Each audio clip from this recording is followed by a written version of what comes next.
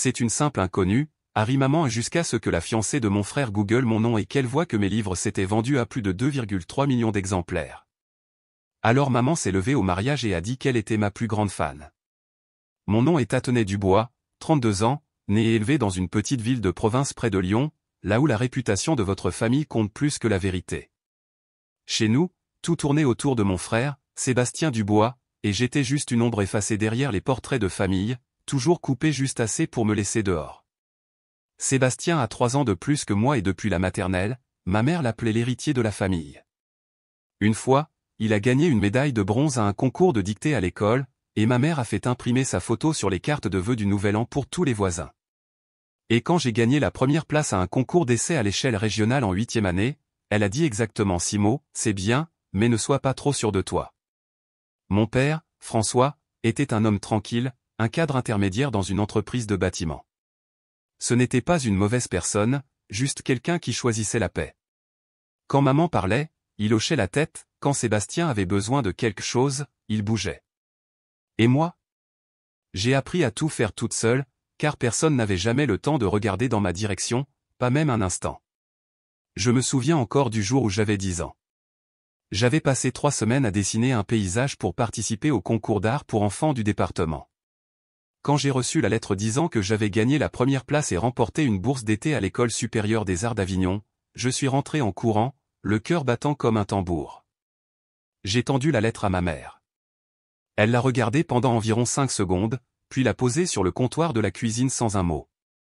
Elle était occupée à trancher des pommes pour Sébastien, il venait de perdre la course de courte distance à l'école. J'ai demandé doucement, « Maman, es-tu heureuse ?» Elle n'a pas levé les yeux, bien sûr, mais tu ne vas nulle part cet été. Je t'ai inscrite à un cours de préparation en mathématiques. J'ai étouffé, mais c'est une bourse, c'est gratuit. Tu dois apprendre quelque chose d'utile. Le dessin ne te mènera nulle part dans la vie. Je n'ai pas répondu. La lettre est restée sur la table, tachée de jus d'orange le lendemain, et a disparu peu après. Personne n'en a jamais reparlé. Ce schéma s'est répété comme une habitude que personne ne voulait briser. Quand Sébastien était au lycée et a échoué en biologie, ma mère est allée à l'école en pleurant, suppliant son professeur de lui donner une autre chance. Quand j'ai obtenu une note parfaite en anglais et que j'ai été nominé pour un concours d'écriture régionale, elle n'est pas venue avec moi parce qu'elle avait déjà promis à Sébastien un match de football ce week-end-là.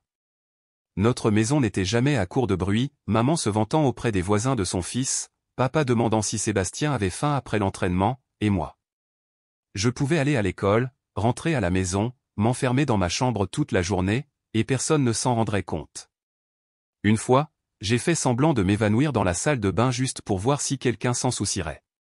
Papa a eu l'air inquiet un instant, puis a demandé, « Tu es stressé par les examens ? Tu devrais manger plus. » Sébastien a vécu la même chose, Sébastien, Sébastien, toujours Sébastien. Son nom résonnait comme les cloches de l'église chaque dimanche matin, constant, fort et impossible à ignorer.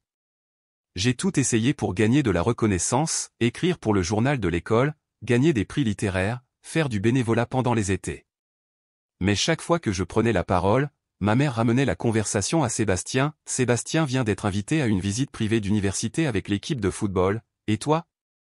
Tu fais toujours ce petit truc de magazine à l'école ? » J'ai appris une leçon plus tôt que la plupart des enfants, dans certaines familles, l'équité n'existe pas. Certains enfants sont nés pour être dans l'image, et d'autres sont nés pour se tenir juste à l'extérieur du cadre. Et j'étais cette dernière. J'ai découvert mon talent pour l'écriture quand j'avais 12 ans, un après-midi pluvieux pendant une coupure de courant.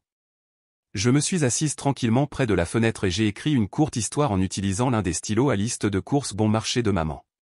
C'était l'histoire d'une petite fille qui pouvait entendre les pensées des fleurs. Cela devait sembler idiot, mais je me souviens avoir tremblé en écrivant la dernière phrase. Pour la première fois, j'avais l'impression d'avoir touché quelque chose de plus profond que n'importe quel mot que j'avais jamais entendu dans notre maison. J'ai soumis cette histoire au concours d'écriture pour jeunes du département. Je n'ai rien dit à personne. 6 semaines plus tard, mon professeur m'a fait sortir de la classe de mathématiques et m'a tendu une lettre du bureau du directeur. Première place. L'histoire serait publiée dans le recueil littéraire de la jeunesse du Sud-Est.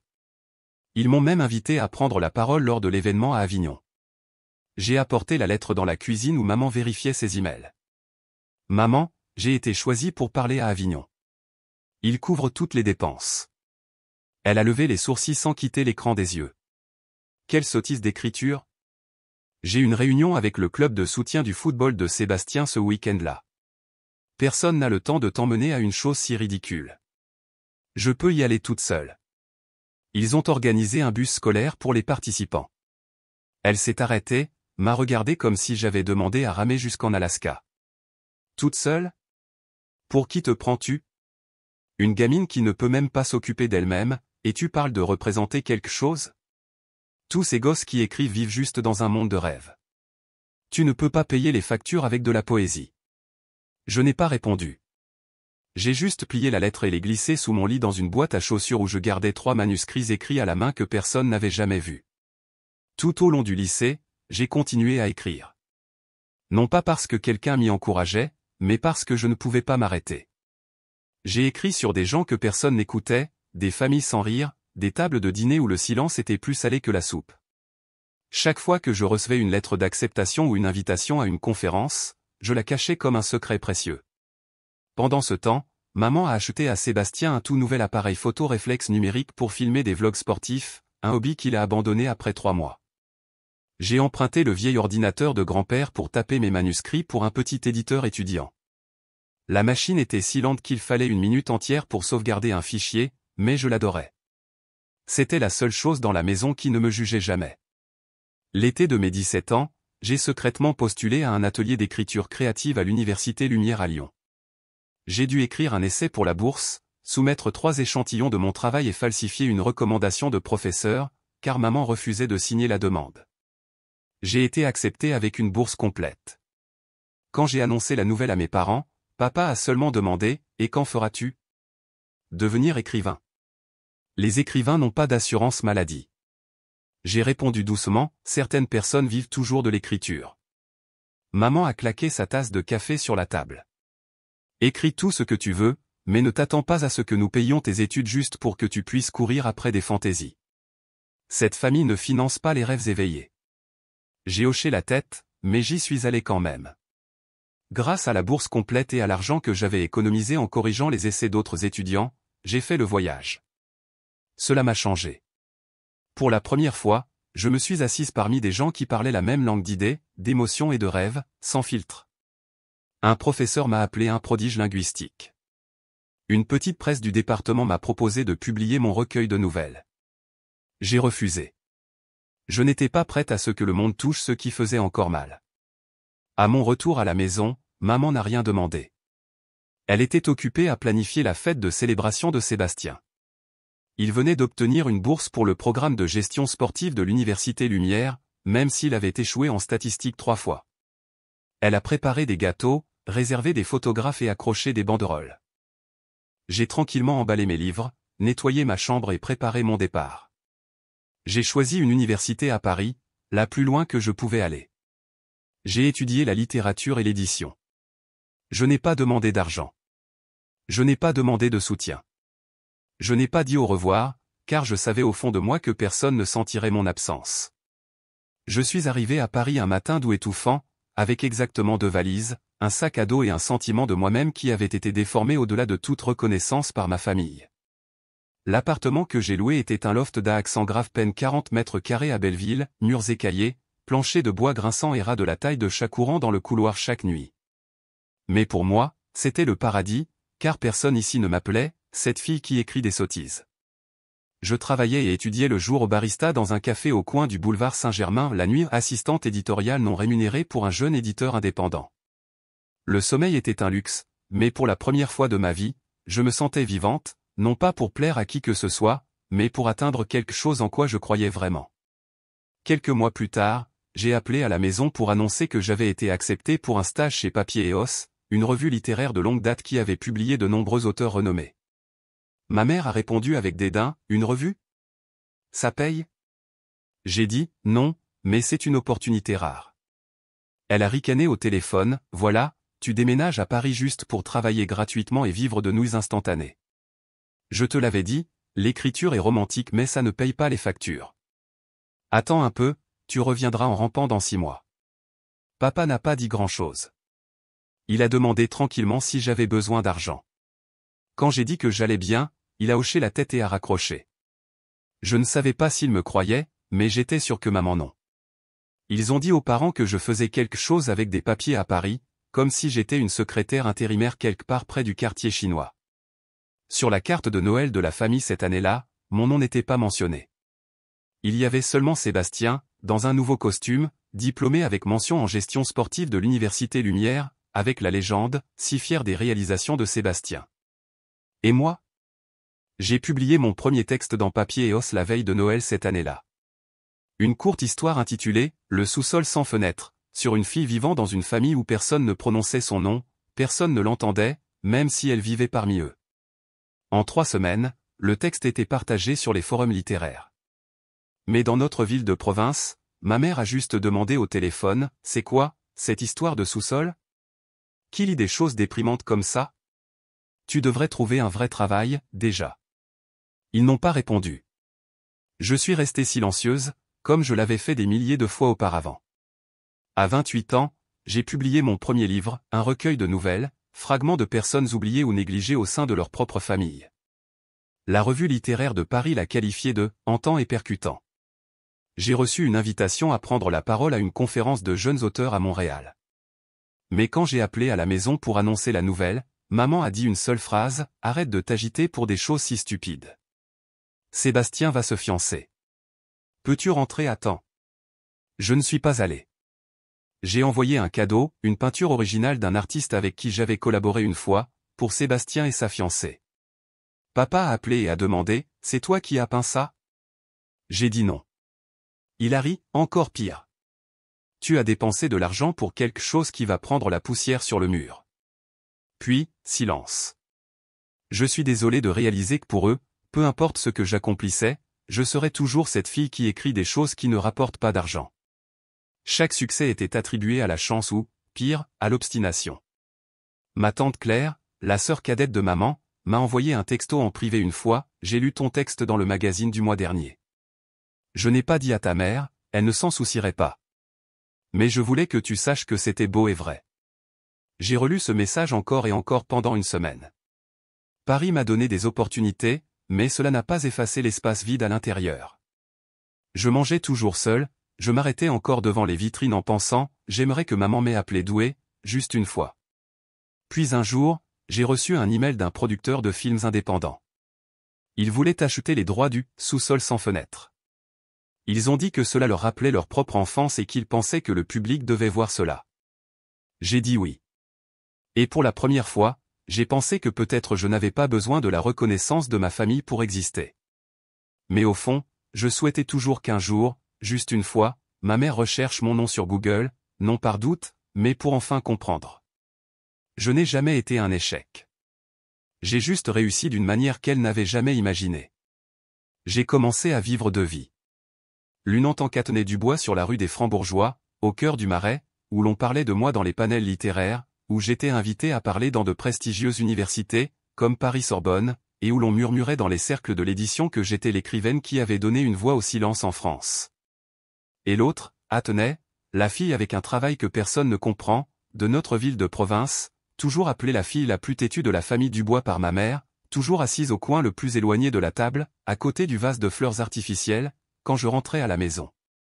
Quand le Miroir du Sud m'a nommé auteure féminine la plus influente de moins de 35 ans par ce grand journal de la région, je n'ai rien dit à ma famille. J'ai découpé l'article, les pressé dans mon carnet et les refermé. J'avais pris l'habitude du silence, à prendre la parole seulement pour être rabroué, comme si mon succès était quelque chose de temporaire, un petit spectacle annexe, tandis que toute la famille célébrait la promotion de Sébastien au poste de directeur adjoint d'une chaîne de salles de sport à Marseille. Mon premier livre, Le sous-sol sans fenêtre, s'est vendu à 60 000 exemplaires en 10 mois. L'éditeur a commandé une deuxième impression. Les critiques m'ont qualifié de « challenger de l'apathie avec une prose visionnaire ». Un professeur de l'université Paris-Sorbonne a envoyé un email demandant d'ajouter le livre à leur programme. Une actrice primée au César a déclaré à la télévision nationale, « Ce livre, c'était comme lire ma propre histoire, ligne par ligne. » Je n'ai toujours rien dit à ma mère. Non pas par colère, mais parce que j'avais cessé d'attendre quoi que ce soit. Ce que je craignais le plus, c'était que si je lui disais, Elle ricanerait et dirait, eh bien, Sébastien était à la télé la semaine dernière pour promouvoir sa salle de sport. Je préférais garder cette joie intacte plutôt que de l'échanger contre son indifférence. Puis, un après-midi de mars, mon téléphone a sonné. Un numéro inconnu de Paris. J'ai décroché. Une voix masculine s'est présentée comme Andrew Leblanc, un producteur qui avait travaillé avec une société de production réputée. Il voulait adapter Le sous-sol sans fenêtre en long métrage. Le réalisateur serait quelqu'un qui avait gagné au Festival de Cannes. Je suis resté figé pendant près d'une minute, sans voix. Une fois l'appel terminé, j'ai éclaté en sanglots. Non pas parce que j'étais choqué, mais parce que pour la première fois, quelqu'un en dehors de ma famille voyait la valeur que je m'efforçais silencieusement de préserver. L'annonce est tombée une semaine plus tard. Les médias en ligne se sont enflammés. J'ai reçu près de 300 emails en 2 jours, dont un d'une vieille camarade de classe qui m'avait dit en 10e année, « Tu écris bien, mais il n'y a aucune chance que tu en vives. » Je n'ai toujours pas dit à ma mère. Lorsque je suis rentré en province pour Noël, la table du dîner était la même, dinde rôtie sèche, soupe à la citrouille trop salée et un gâteau plat avec les mots « Félicitations Sébastien pour avoir été invité à parler à la conférence régionale de fitness. » Honnêtement, je n'ai rien trouvé d'anormal. J'avais cessé d'espérer que quelqu'un à la maison me demanderait comment j'allais vraiment. J'ai dit vaguement que j'éditais quelques manuscrits pour un éditeur, puis j'ai changé de sujet quand ma mère a demandé, toujours dans ce tout petit endroit à l'étage. Cette nuit-là, je me suis assise dans mon ancienne chambre, maintenant peinte en beige et utilisée pour ranger les manteaux d'hiver, mon ordinateur portable ouvert, répondant au producteur au sujet du calendrier de l'annonce officielle. Il me voulait à l'événement de la première à Montréal l'automne prochain. Le vol et l'hôtel étaient réservés. Je n'ai pas dormi. Je suis resté assise presque jusqu'à l'aube, pensant à tout ce que j'avais enduré. Chaque fois qu'on me disait que je n'étais pas assez bien, chaque regard froid quand je partageais mon rêve, chaque commentaire anodin qui s'était enraciné profondément en moi. Je n'avais pas écrit ces histoires pour leur prouver quoi que ce soit, mais clairement, mon silence, intentionnel ou non, était devenu une sorte de pouvoir. Pas besoin de crier pour être reconnu. Il suffit de faire le travail, et de le faire si bien qu'ils n'auront d'autre choix que de venir chercher votre nom. 3 semaines plus tard, j'ai reçu une invitation du Parisien littéraire. Ils voulaient publier ma nouvelle dans leur numéro spécial présentant des auteurs de moins de 40 ans.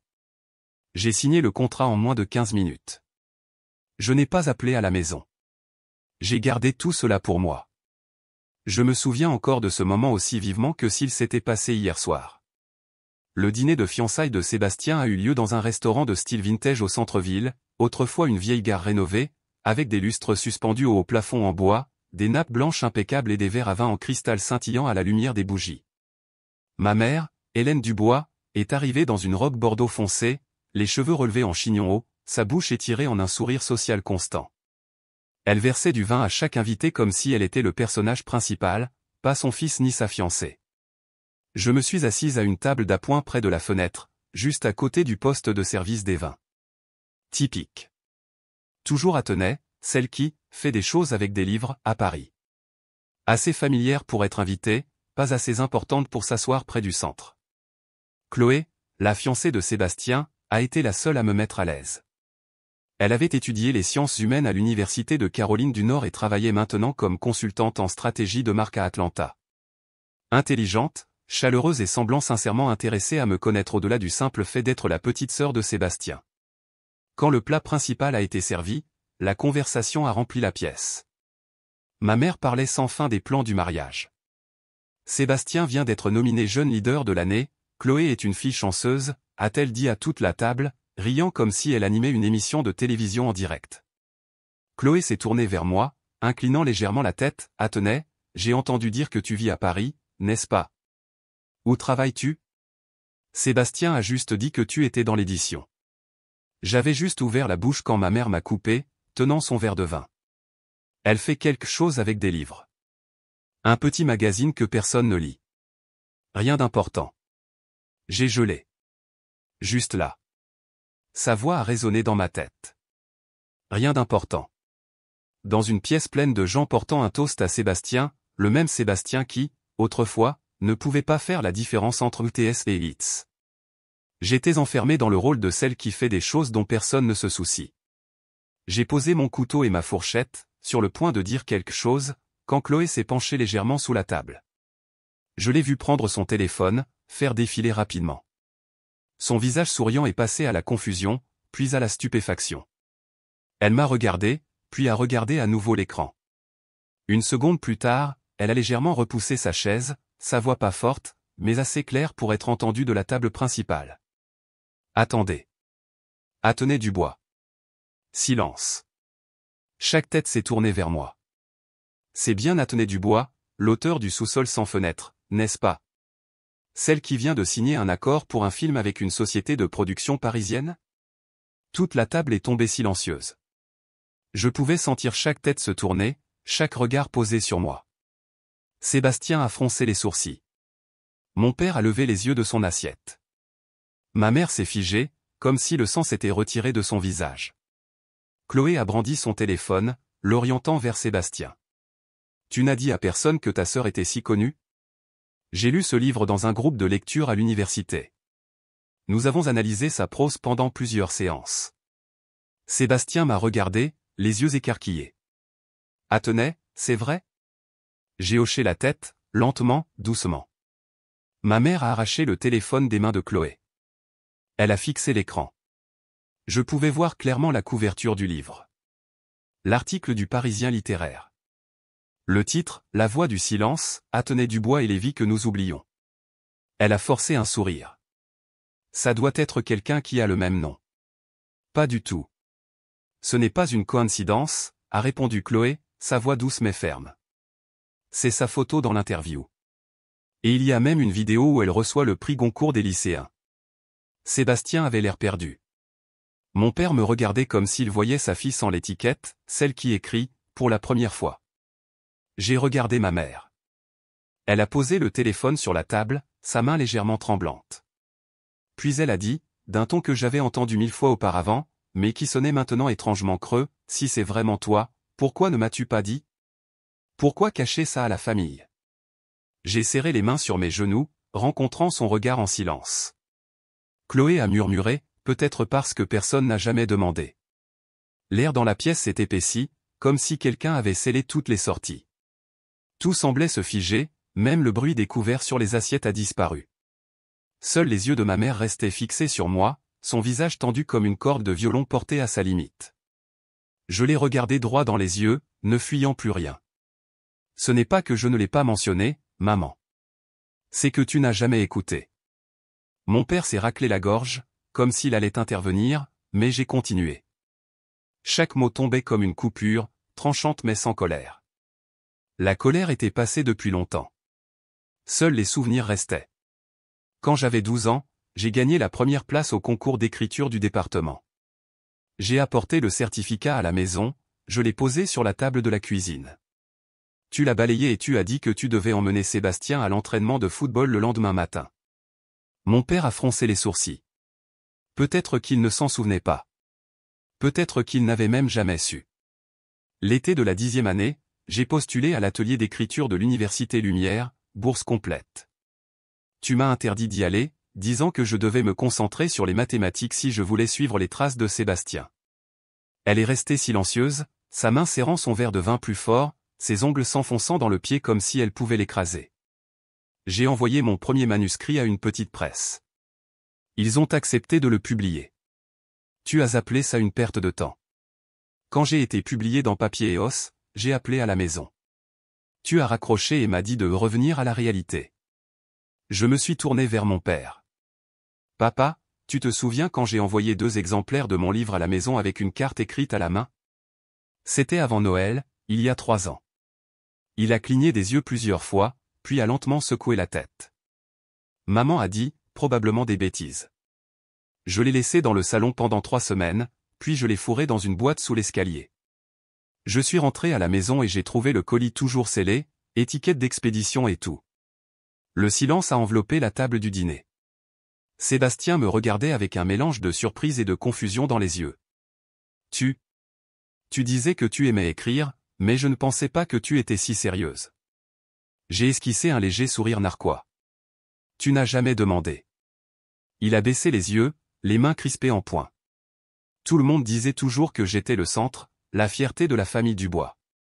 La seule fille était traitée de têtue, la fille au passe-temps bizarre. Je n'ai jamais été la priorité, Sébastien. Pas une seule fois. Ma mère a posé son verre et s'est levée, sa chaise grinçant durement contre le sol. Ça suffit de remuer les vieilles choses comme si nous étions des méchants. Cette famille t'a tout donné ce que nous pouvions. Pas de l'amour, j'ai coupé, pas de la reconnaissance.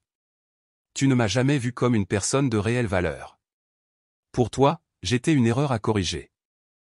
Mon père n'a toujours rien dit, mais ses yeux se sont baissés. Il écoutait. Peut-être pour la première fois. Sébastien a repoussé sa chaise et s'est levé. Attends. Peut-être que tu as raison. J'étais l'enfant en or. J'ai toujours eu les éloges. Mais je ne savais pas que c'était si profond. Si j'avais su, j'aurais été différent. Je me suis tourné pour le regarder. Je n'ai pas besoin de ta culpabilité. J'ai juste besoin que les gens sachent. Chloé, qui était restée silencieuse tout ce temps, a finalement parlé. Sa voix était douce mais ferme. J'ai lu ton travail. Je sais de quoi tu parles. Pas seulement les personnages, mais le sentiment d'être ignoré, d'être poussé à bout par sa propre famille. Et maintenant, je comprends pourquoi. Ma mère a regardé Chloé comme si elle avait été trahie. Tu penses que je suis une mauvaise mère aussi? Chloé n'a pas répondu. Elle a simplement posé une main doucement sur celle de Sébastien, comme un rappel que la vérité n'a pas besoin d'être cruelle. Elle a juste besoin d'être vue. J'ai pris une profonde inspiration. Je ne veux faire de mal à personne. Je ne veux juste pas continuer à étouffer chaque fois que je rentre à la maison. Je ne veux pas m'asseoir à la table d'appoint en racontant des demi-vérités juste pour éviter d'être écarté. Mon père a finalement parlé. Il s'est levé, a retiré ses lunettes, les yeux rouges. Je suis désolé. Je t'ai laissé vivre dans le silence bien trop longtemps. Personne d'autre n'a rien dit, mais quelque chose avait changé. Alors que je regardais autour de moi, je ne voyais pas la victoire, seulement la vérité enfin mise en lumière après des années dans l'obscurité. Le dîner ne s'est pas terminé par un toast. Il s'est terminé par un étrange silence. Non pas suffocant, mais ouvert, comme une porte laissée légèrement entr'ouverte, attendant que quelqu'un d'assez courageux y entre. 3 jours après le dîner de fiançailles, un étrange colis est apparu à la porte de mon appartement de Belleville. Pas d'adresse de retour. Juste une note gribouillée au stylo à billes, pour Athenais Dubois. Ne pas jeter. Je l'ai ouvert. À l'intérieur se trouvait un exemplaire de poche du « Sous-sol sans fenêtre », l'édition réimprimée, maintenant avec une citation élogieuse de la revue littéraire de Paris et un vieux carnet marron. Sur la première page, une ligne familière, Athenais, j'ai lu ça 2 fois, et la 2e fois, j'ai réalisé ce que j'avais manqué. J'ai gelé. C'était l'écriture de mon père.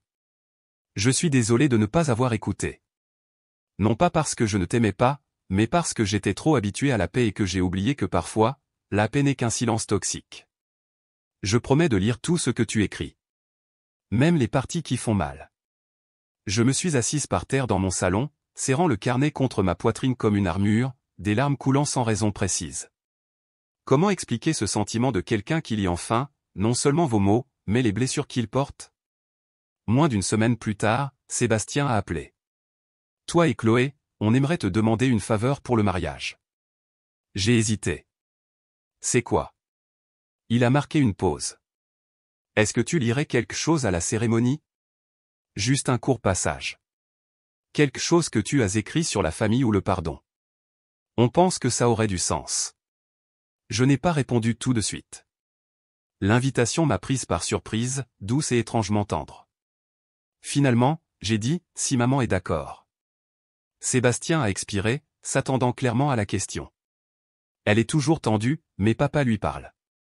Et Chloé l'a fait adhérer au club de lecture du mois prochain. Premier choix, Le poids de la poussière. Tu te souviens de celui-là? Ta nouvelle sur le père qui ne savait pas dire « je t'aime ». Je n'ai pas pu m'empêcher de rire. Elle le lit vraiment? Il a ri. Elle a dit, autant voir quel genre de sottise la fille écrit qui fait tant parler d'elle. Sébastien a rigolé. Elle est toujours raide, mais je pense qu'elle commence à plier. 2 semaines plus tard, j'ai reçu un email de Chloé. Objet, projet de proposition de lecture.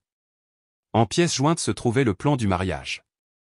Mon passage, juste après la cérémonie des bougies. Une courte pièce, pas plus de 3 minutes, devant plus de 200 invités, principalement des proches et des amis qui me connaissaient seulement comme la sœur de Sébastien. Je l'ai réécrite 3 fois, déchiré 4 versions, et j'ai finalement décidé de ne rien tirer d'une œuvre déjà publiée. J'ai écrit quelque chose de nouveau, inédit, jamais vu. La famille est le premier endroit où l'on apprend à se taire, mais ce peut aussi être le premier endroit où l'on apprend à écouter à nouveau. Certaines blessures n'ont pas besoin d'un pardon instantané. Elles ont juste besoin d'être reconnues. Et parfois, la chose la plus gentille que nous puissions faire les uns pour les autres est de recommencer sans faire semblant que rien ne s'est jamais passé. 3 jours avant le mariage, maman a appelé. J'ai tressailli en voyant son nom sur l'écran. Depuis ce dîner, elle ne m'avait pas contacté, pas même quand mon interview a fait la une de la section culturelle du Parisien littéraire. Attenez, je ne vais pas m'étendre. Je suis en train de lire le premier livre. Ce n'est pas facile, mais quelque chose dedans me force à m'arrêter. J'ai attendu, mais elle n'a rien dit de plus. J'ai répondu prudemment, je n'ai pas écrit pour le pardon, maman. Tu sais ça. Elle a coupé, et je ne lis pas pour te juger. Il y a eu une pause, puis sa voix s'est adoucie, je serai là quand tu liras au mariage. Mais s'il te plaît, plus d'histoires sur les mers froides, d'accord? J'ai ri. Pas de promesse. Le mariage a eu lieu par une douce journée de printemps, sous un soleil doré près du lac d'Annecy. Je me suis avancé vers le podium en bois, le papier tremblant légèrement dans mes mains, et j'ai regardé les rangées d'invités. Papa était assis à côté de maman. Elle portait une robe bleu pâle, ses cheveux plus doux que d'habitude, une copie imprimée de mon texte sur ses genoux. Sa tête était haute. Elle m'a regardé. Pour la première fois de ma vie. Maman m'a regardé, non pas à travers le prisme de ses attentes, non pas comme la sœur de Sébastien, mais comme quelqu'un digne d'être entendu. Et j'ai commencé à lire. Plus de peur. Plus de cachette.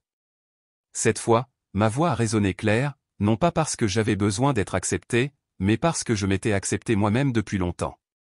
La réception du mariage a eu lieu au Bouleau et l'Érable, un restaurant au haut plafond, aux lumières ambrées chaleureuses et aux longues tables couvertes de linge blanc, alignées devant des fenêtres donnant sur une forêt vêtue de feuilles d'automne.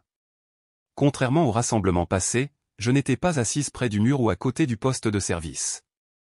Sur le plan de table imprimé, mon nom était à la table centrale, Athenée Dubois, auteur. En dessous, demande spéciale de Chloé. Je suis restée tranquillement debout devant le tableau, non pas parce que j'étais surprise, mais parce que pour la première fois de ma vie, quelqu'un m'avait publiquement reconnu pour qui j'étais vraiment. Maman était assise à la table d'à accent grave à côté de ma tante Claire et de quelques vieilles amies du groupe de femmes de l'église. Quand je me suis approché, elle a levé les yeux. Pas d'évitement. Pas de condescendance.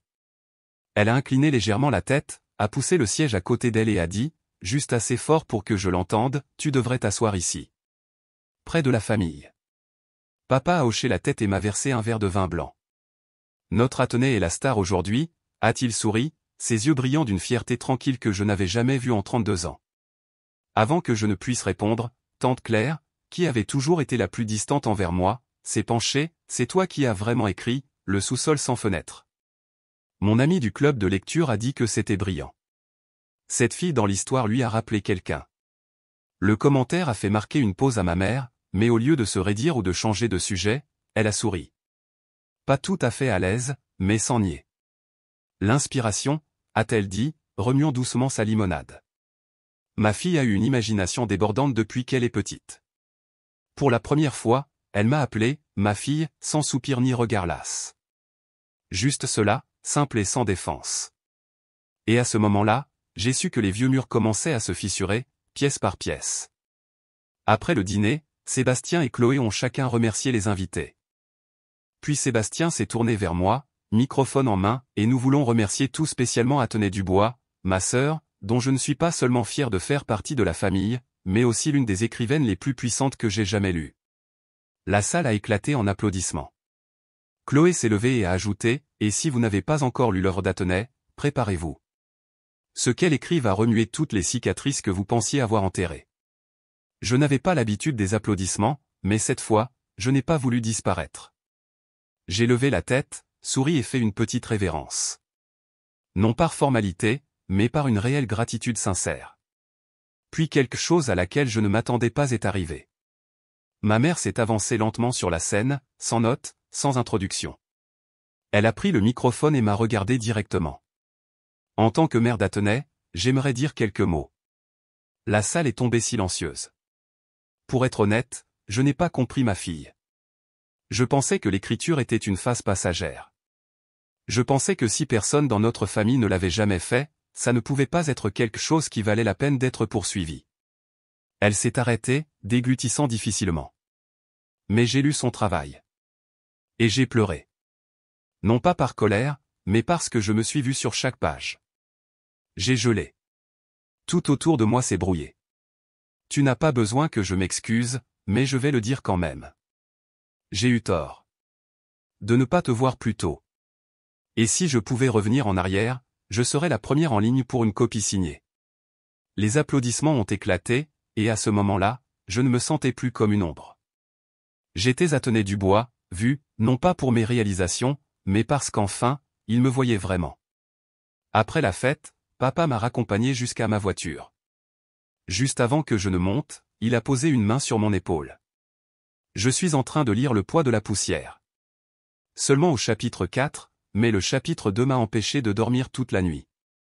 J'ai serré sa main, hochant doucement la tête. Sur le chemin du retour, je n'ai pas mis de musique. J'ai laissé le vent s'engouffrer par la fenêtre et mes pensées se calmer. Je n'avais pas écrit pour être accepté. Mais le sentiment d'être vu, pour de vrai, était quelque chose que je n'aurais jamais imaginé avoir. Et maintenant, je l'avais. Plus besoin de mots. L'histoire d'Athenais est la preuve que le silence ne vient pas toujours de la faiblesse. Il vient souvent du fait d'être habitué à ne pas être entendu. Mais quand vous sortez de l'ombre du dédain et suivez fermement votre propre voie, finalement, même ceux qui vous ont autrefois ignoré sont forcés de vous remarquer. Le succès n'est pas une vengeance. Il s'agit de montrer que la vraie valeur existe, même lorsqu'elle est négligée. Même lorsque personne ne prononce votre nom. Que pensez-vous du parcours d'Athenais? Avez-vous déjà été dans une situation similaire?